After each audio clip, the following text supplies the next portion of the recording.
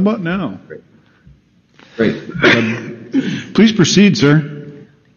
Okay, good afternoon. My name is Dr. Shiva Ayyadurai. One of my expertise is in the field called pattern recognition and mathematical analysis, so I'll try to keep it brief.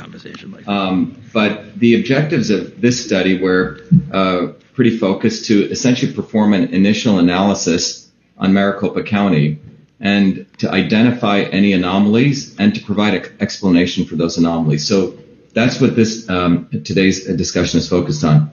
At a very high level, many people probably know these numbers. If you look at the about 2.6 million people are registered to vote in Maricopa County.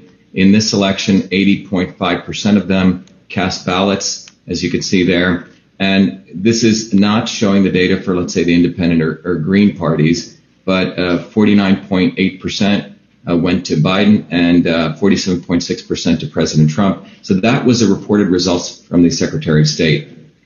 The other important thing to note is that just to get it, one of the important features that you can look at in a election is a distribution of votes by party affiliation. So in this case, there was 35.3% of Republicans who voted, 31.3% of Democrats, 32.3% of independents, a small percentage of libertarians. That gives a total distribution. We'll come back to this, why this is important in this analysis. So what I want to first begin by having people put their attention on this chart. What this is we're literally taking all the data provided by the Secretary of State across the 743 precincts in Maricopa County, and we're literally recreating the election. And there are two curves here. One is the curve for President Trump, which is a red curve, and the blue curve is the curve for Mr. Biden. And as we move from left to right, what we're doing is we're starting with precincts which have low number of votes to precincts which have high number of votes, and we're literally counting the vote totals and summing them up together. When you get to the end here, you get the actual election results. So 49% for Mr. Biden and 47.6% for Mr. Trump. So these curves in many ways show the dynamic of the election as you move from the precincts from low vote counts to high, and you're essentially adding them up. So when you look at this curve in pattern recognition and pattern analysis, one of the things you try to understand is anomalies and the normal condition. So this is what we're calling the normal condition. In science, we'd call it the control. And we're literally looking at two important features. There's the shape of this curve, and there's the sequence and how this curve's developed. So in the analysis here, what we wanted to do was we wanted to see if we can reproduce the curve for President Trump and the curve for Mr. Biden by looking at the demographic of voters based on party affiliation, because that's one of the most easily accessible or one of the most prominent features in an election. So towards this, we initially did a initial analysis of looking at voter turnout in a precinct, percent voter turnout. So every dot here represents a particular precinct, and you're looking at the percent voter turnout in a precinct along the y-axis, and along the x-axis simply the percent registered Republicans in a precinct. And what's interesting is you see a positive correlation. The more percentage of Republicans in a precinct, in fact, voter turnout is going up. Alternatively, when we looked at the percentage voter turnout in a precinct by percent registered Democrats in a precinct, you see a negative relationship. As a percentage of Democrats in a precinct increases, each blue dot is a precinct, you see a negative correlation with voter turnout. And similarly, we see the same behavior in the registered independents in a precinct.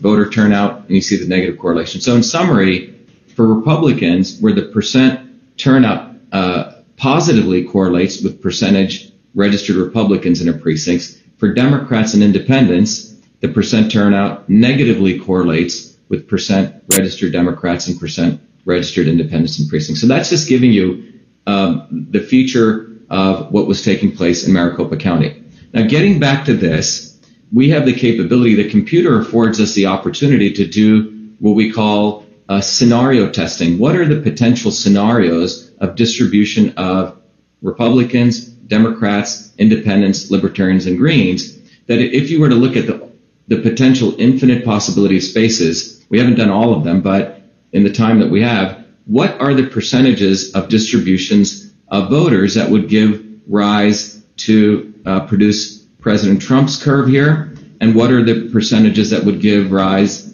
of those allocations of Republicans, Democrats, Independents, Greens, and Libertarians to give rise to Mr. Biden's percentage? And the reason we want to do this is to look at the plausibility of these results. Is it plausible that you could have some reasonable distribution of Democrats, Republicans, Independents, Green to generate this very particular slope and these curves to get this net result? And remember, again, we're going from precincts from left to right. We're accumulating votes. So this is really 743 different data points.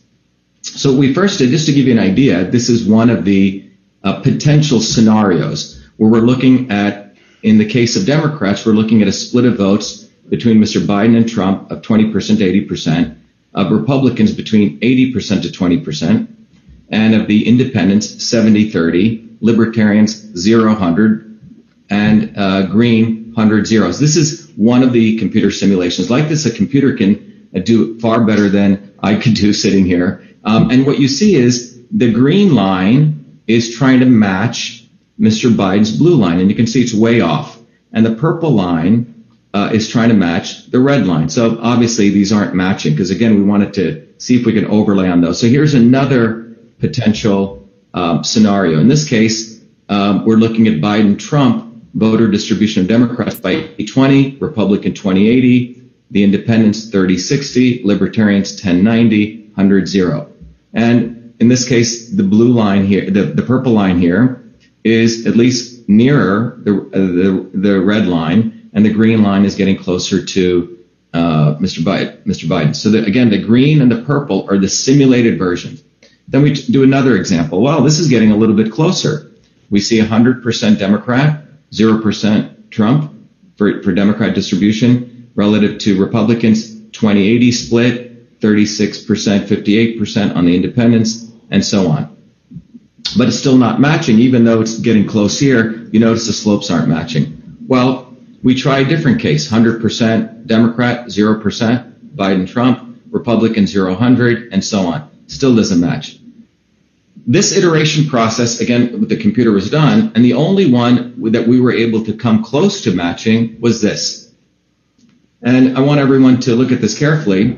So out of all the potential universe, which we've done, and we're going to continue doing this, by no means is this done, we find that the interesting possibility we find here is when the Democrat percentage is 130% Mr. Biden and negative 30% Mr. Trump, and the Republican percentage is 0-100, the Independent is 30%, 58%, Libertarian 0-60, 60-0. But what's extraordinary about this graph, again, we went through many iterations. It matches perfectly, near perfectly. The slopes match, the curves match, the shape match. So what this tells us is that this demographic distribution of allocation of party affiliations is what can generate this. And I find it highly implausible because this means that Mr. Biden got 130% of Democrat voters and negative 30%, and President Trump got negative 30%. So how is this possible? So how is this quote-unquote result possible? Well, one possibility could be there's a demographic within the independent voters, which is this group here, okay, this 58%, not visible in our model, who voted for Biden. Again, we would need to get more access to data, which is, by the way, very difficult to get access to. Another possibility is that Mr. Biden's actual votes were multiplied by 1.3, which is 130%, meaning each single vote Mr. Biden received, each single vote he actually received became 1.3 reported votes. Sort of, there was an increase in a weighting of a vote that was given to Mr. Biden, and President Trump's votes are reduced by that 0.3 or 30% gained by Mr. Biden. Simply put, you could call this vote swapping, or there could be a combination of both. So that's what we have discovered today. But this combination out of all the possibilities to match this curve perfectly is the only one we found so far.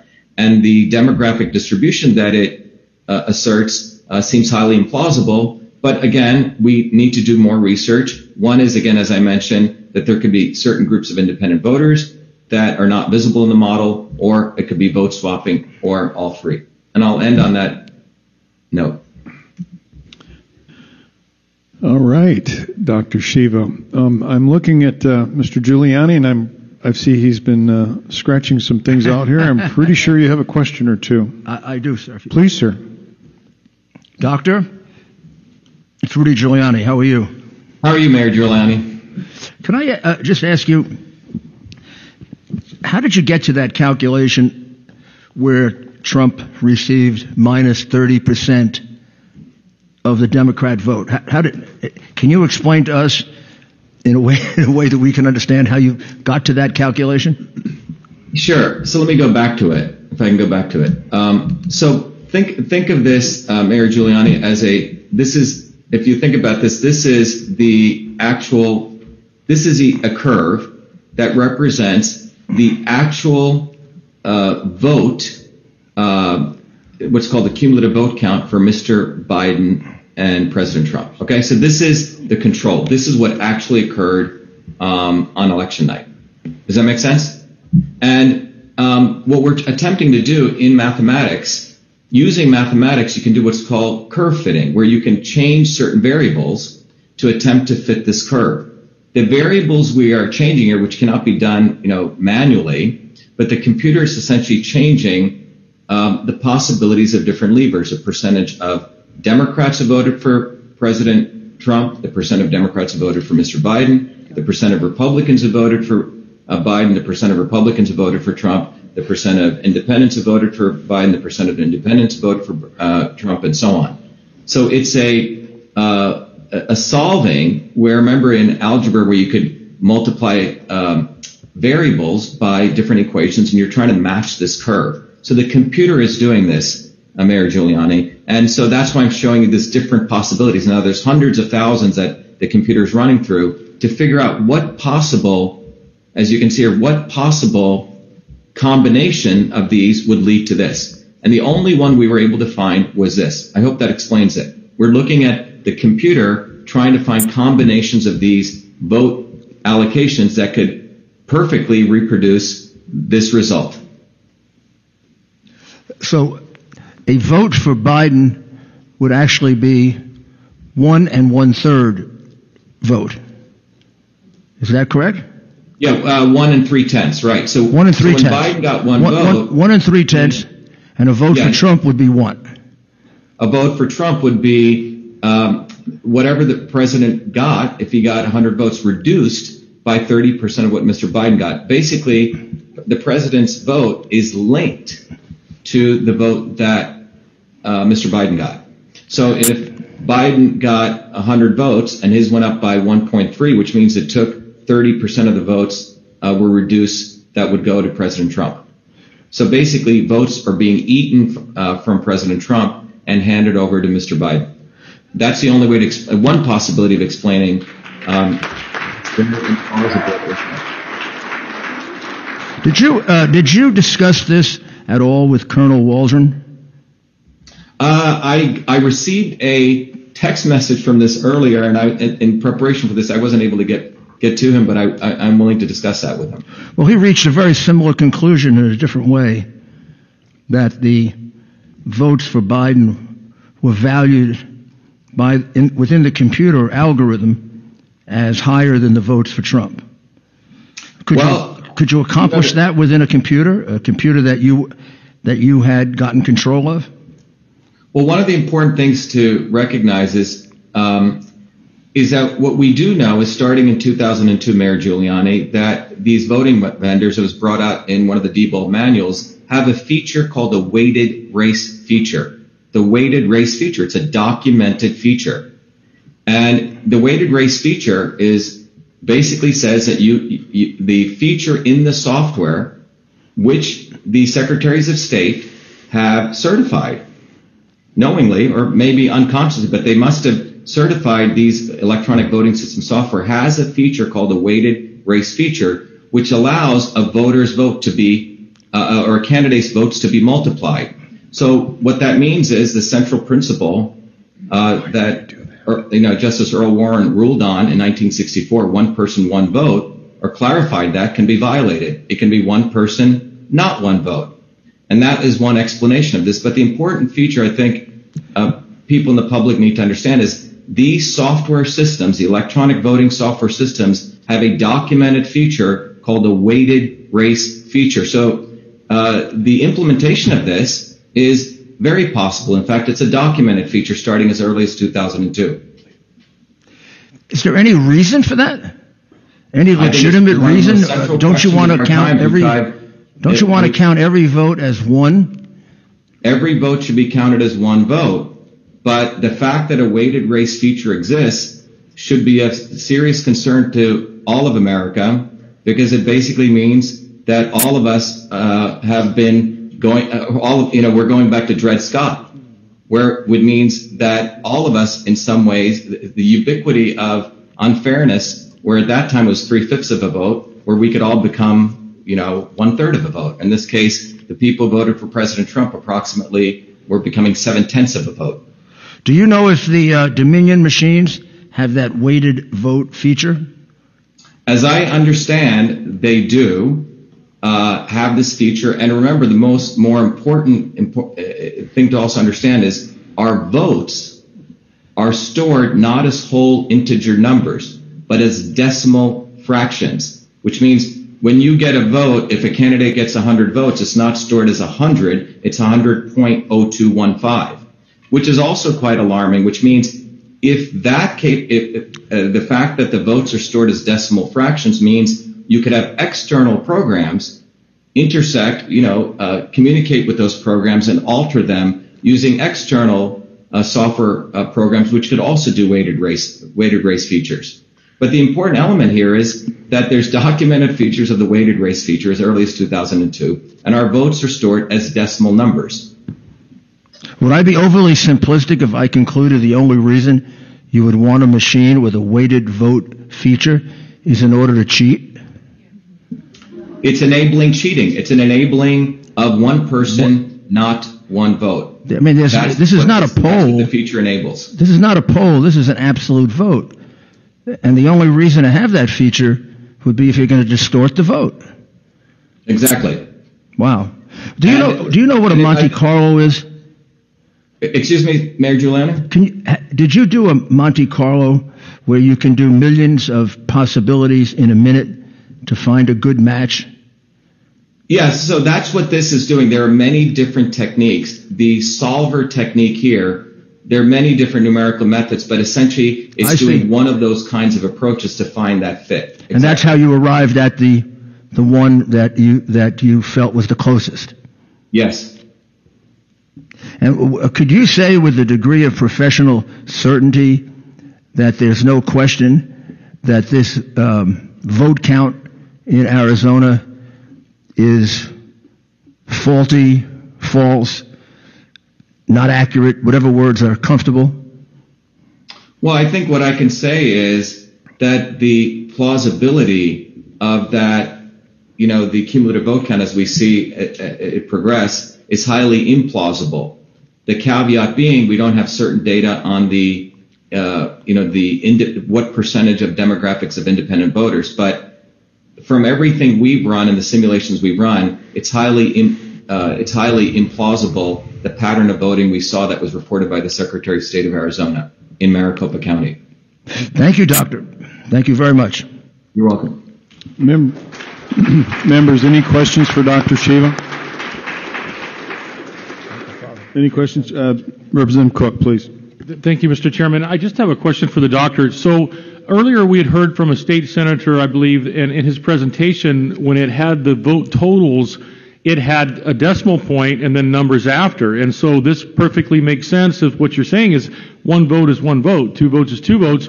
But if there's some way there's something added to it electronically to have a weighted vote as a 1.25, so every vote for this person is a 1.25, would that be the way those decimal points got there? Well, yeah. I mean, the issue is why are our votes being stored not as whole integers versus what we're called floating point variables in computer science or in math, right? So when a developer writes a program, it should be very important. I've been programming for many, many years.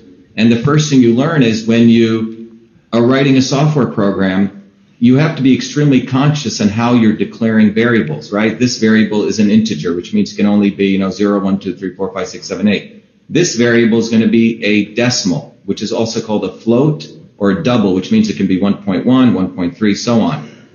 So the fact that the vote count is stored as a decimal, to me, when I first learned about this in my own Senate race here in Massachusetts, it was quite disconcerting, because this means that consciously people are putting into the software a capability to have fractional voting. And that's what this leads to. And why is there such a feature or capability, and why are our votes even being stored as fractions or decimals? And I think this is probably the central question of our time, probably going back to, the 3/5 compromise of 1787. Do we have one person, one vote, or do we have one person, not one vote? And in the era of electronic software systems, I think the courts need to step in and re-clarify one person, one vote, going back to 1964, the Equal Protection Clause of the United States Constitution. Mr. Chairman. Okay, ladies and gentlemen, we got a lot of ground to cover here, so I appreciate your passion, but can we just keep the applause to let's wait until we're done. Senator Borelli, you have a question? Yes, thank you, Mr. Chairman. Well, I'm not surprised. It's pretty much the modus operandi of the Democrat history anyway, to have a poll tax and actually tax the Republican to that vote goes to a Democrat. So that's what they did. They took that 30% or 0.3, whatever, tax the Republican vote and send it over to the Democrats. So I'm not surprised that the Democrats would want to tax the vote. Mr. Chairman. Okay. Members, any other questions? I wasn't finished. I'm sorry? I wasn't finished, Mr. Chairman. Oh, I'm sorry. Please proceed, Mr. Cook. I thought you were done. Thank you. I just wanted to finish up with what we were going to talk about. So now that we understand with the two witnesses that we've heard here today, how those decimal points gets in there, and Doctor's done a wonderful job. The question I have, Mr. Chairman, is when did you find this information about where the lines transected? At what point in time were you made aware of it? That's the first part of the question. And the second part of the question is, who have you made aware of this? Have you made the Secretary of State of Arizona aware of this, or the Governor's Office or Attorney General's aware of this? Or is it just been the privileged information of the Trump team until now, just about the state of Arizona, so we keep it short? No, this was discovered about 24 hours to 48 hours ago. You're the first ones to actually see these graphs presented today. Thank you. Thank you, Mr. Chairman, for your time. Yeah. Representative Townsend. Thank you, Mr. Chair. I just have a quick question built off of a comment. Sidney Powell had mentioned some conflicts of interest with Dominion and these systems. She had said her words were governors and secretaries of states and other politicians have a vested interest in this system. I read from last year an article where Nancy Pelosi's former chief of staff sat on the board of a lobbying firm that represents Dominion. If what you're telling us is true, and there is some kind of interest by certain politicians to invest in this kind of a system, and I find it ironic that today is Cyber Monday and we're talking about this type of issue. Have you looked at that, of any kind of a nefarious background when you're looking at these weighted votes? Do you have any indication or any suspicion, or is this just a mistake or a fluke in data? Does this lend to her claim that there might be some nefarious motives behind the system? It's a very, very good question you bring up. Let me give you from my own actual experience in this. I ran for U.S. Senate in the Republican primary in Massachusetts. And I was deeply shocked when I found out that this weighted race feature existed. And pursuant to that, we issued FOIAs to actually get access to some very important data which helps us connect to validate whether the weighted race feature was on. And that is called the ballot images, the cast vote records, and it's called the list vote records. Now, what are those things? When you put a ballot into a machine, a paper ballot, and that machine is scanned, that machine creates what's called an image, a photograph. And when tabulation takes place, guess what's tabulated? Not the paper. In the electronic voting machines, the actual images. Does that make sense? So the images are tabulated.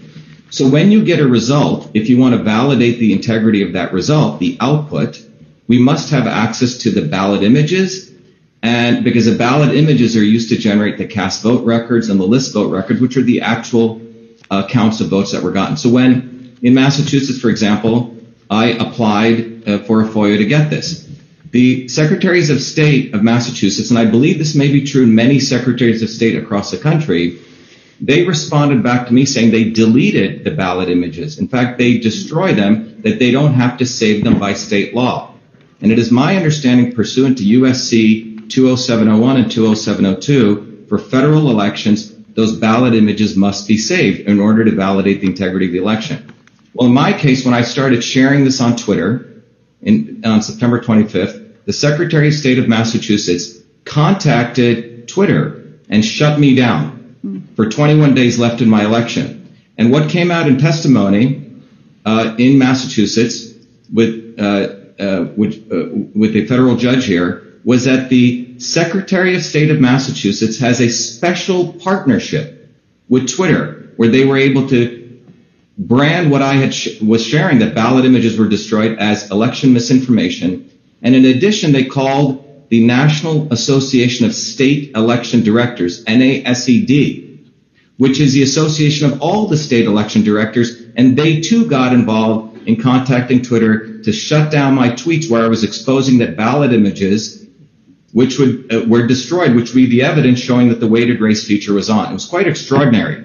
Well, the NASED is the group of all state election directors. So why was my tweet, when Twitter had not shut me off when I was talking about election fraud, but the state of Massachusetts Secretary of State and the state election directors found it threatening, because what I was essentially stating was that the state election directors of a number of these states are concealing the actual evidence which directly correlates which can expose whether weighted race feature was on. So yes, I do believe it's nefarious. And if you go look at the National Association of State Election Directors, which is a nonprofit, they are funded, and they're an entity of Democracy Works. Democracy Works is funded by Rockefeller Brothers. It is also funded by the Murdochs, Catherine Murdoch. And you can look at who is actually controlling the state election directors, or what community are they part of. Now, why is this important?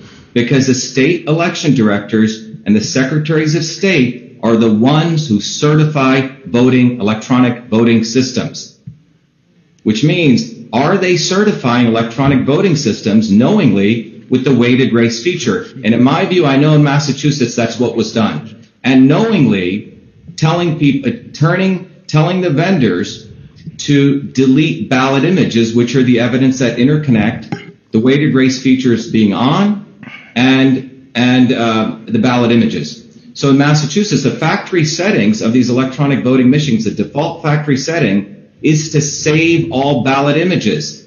What we discovered in Massachusetts is they tell the vendors to set that to off, which means delete, destroy all ballot images. And I believe that many of these secretaries of state are involved in this. So yes, I believe it is nefarious. Thank you. And just as a follow-up, I believe, and I was told recently that in Maricopa County with the machines in the Dominion, that in the RFP request for the procurement, that it says you are able to, this allows you to publish the images. and that we were requesting that those be published, and we have been denied that. So I'm in communication with the Board of Supervisors to see, is it possible to go ahead and put that up? So I would recommend the public also get involved in demanding to be able to see those, because, apparently we have leaders in the state elbow bumping today in celebration of the certification of this election, and clearly what you're saying, we should be doing anything but. It's abhorrent, it's a shameful thing. That's a sad day in Arizona that we're celebrating the certification of this election. Mr. Giuliani, do you have any follow-up questions you'd like to ask? I would just like the doctor to state his credentials. Dr. Shiva, would you please state your credentials? Sure. My name is Dr. Shiva Ayyadurai. I hold 4 degrees from MIT. My undergraduate is in electrical engineering and computer science. I have 2 other masters. One is in scientific visualization from the MIT Media Lab, my master's. I also hold another master's from MIT in mechanical engineering, and my PhD is in a field called computational systems biology. And when I was 14 years old, I created the first email system while working as a full-time research fellow at Rutgers Medical School. And at that time, I began trying to understand sleep patterns in babies, why babies were dying in their sleep, and looking at patterns of signals to detect the anomalous signal and a normal signal. So the common thread throughout my entire life from the age of 14 till today has been pattern analysis, applying it to detect sleep patterns, handwriting recognition, speech recognition, face analysis, understanding the analysis of signals to detect flaws in, aircraft wings of airplanes or bridges. But pattern recognition is my field of expertise. And so what I just shared with people today is using that expertise to understand an anomalous situation, a implausible situation relative to normal situations. But in addition to my academic training, my industry background across the 7 companies I've done is starting companies and running companies which focus on pattern analysis and pattern recognition, a whole host of industries. But that's my background, Mayor Giuliani. Quite impressive. Thank you, Dr. Shiva. And frankly, this is just an observation so far. We have heard a couple of terms thrown around, and I think rather carelessly, and I think you've put a very fine point on it. One is, these machines are supposed to tabulate. They're not supposed to calculate. They're just supposed to count one for one. And I think you've put a very fine point on the notion that these aren't tabulation machines. These are machines that calculate and were built to do so. So I just want to thank you very much for making yourself available to us. And, You're welcome. And we appreciate your time. Thank you, sir. Thank you. Be well. Thank you.